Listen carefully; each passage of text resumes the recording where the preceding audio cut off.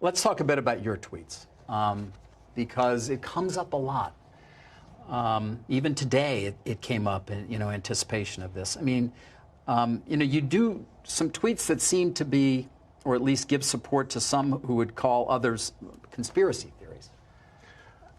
Well, yes, but I mean, honestly, some of these conspiracy theories have turned out to be true. Which ones?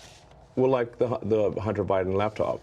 That's true. Yeah. Yeah. So, that was a pretty big deal. There was Twitter and others engaged in active suppression of information that was relevant to the public. That's a terrible thing that happened. That's election interference. But how do you make a choice? You don't see. I mean, in terms of when you're going to engage. I mean, for example, even today, Elon, you tweeted this thing about George Soros. Well, I'm looking for it because I want to make sure I quote it properly. But I mean, you know what you wrote. But you basically. It reminds me of Magneto. It's just like, calm down, people. This is not like made a federal case out of it. You also you said he wants to erode the very fabric of civilization, and Soros hates humanity. Like, when you do something like that, do you? Yeah, I think that's true. That's my opinion. Okay, but why share it? Why share it? Especially, why share it when people who buy Teslas may not agree with you, advertisers on Twitter may not agree with you? Why not just say, hey, I think this. You can tell me. We can talk about it over there. You can tell your friends. But why share it widely? I mean, this is freedom of speech. I'm allowed to say what I want. You absolutely are. But I'm trying to understand why you do, because you have to know it's got it puts you in the middle of the partisan divide in the country. It makes you a lightning rod for criticism. I mean, do you like that? People today saying he's an anti-Semite. I don't think you are. No, I'm definitely. I'm like a pro-Semite, if anything. I believe that probably is the case. Yes. But why would you even introduce the idea then that would be the case? I mean, look, we don't want to make this a George Soros interview. No, God, no. I don't want to at all. But what I'm trying even came up though in the annual meeting. I mean, do your tweets hurt the company? Are there Tesla owners who say, I don't agree with his political position and I know it because he shares so much of it? Or are there advertisers on Twitter that Linda Yaccarino will come and say, you got to stop, man, or, I can't get these ads because of some of the things you tweet?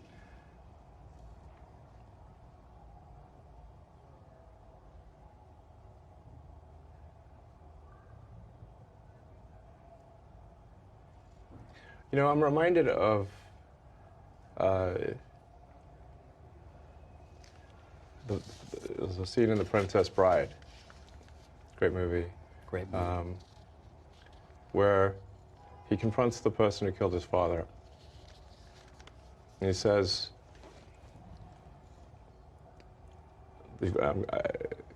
offer me money. Offer me power. I don't care. So you just don't care. You want to share what you have to say. I'll say what I want to say, and if the consequence of that is losing money, so be it. Okay. But I mean, when you link to somebody who's talking about the guy who killed children in a mall in Allen, Texas, and you say something like it might be a bad psyop. I'm not quite sure what you meant, but.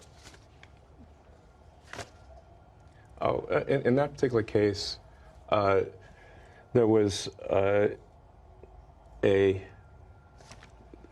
somehow that's not that the obviously people were killed, but it was, I think, incorrectly ascribed to be a white supremacist action, and the evidence for that was some obscure Russian website that no one's ever heard of, that had no followers. And the company that found this is Bellingcat. Right. And do you know what Bellingcat does? PSYOPs. Right. I couldn't really even follow exactly what it was you were trying to express there, so that's in part why I was curious. I'm saying that I thought the ascribing it to white supremacy was bullshit. Okay. And that the information for that came from an obscure Russian website and was somehow magically found by Bellingcat, which is a company that does PSYOPs. And there's no proof, by the way, that he was not. I would say that there's no proof that he is. And that's a debate you want to get into on Twitter? Yes.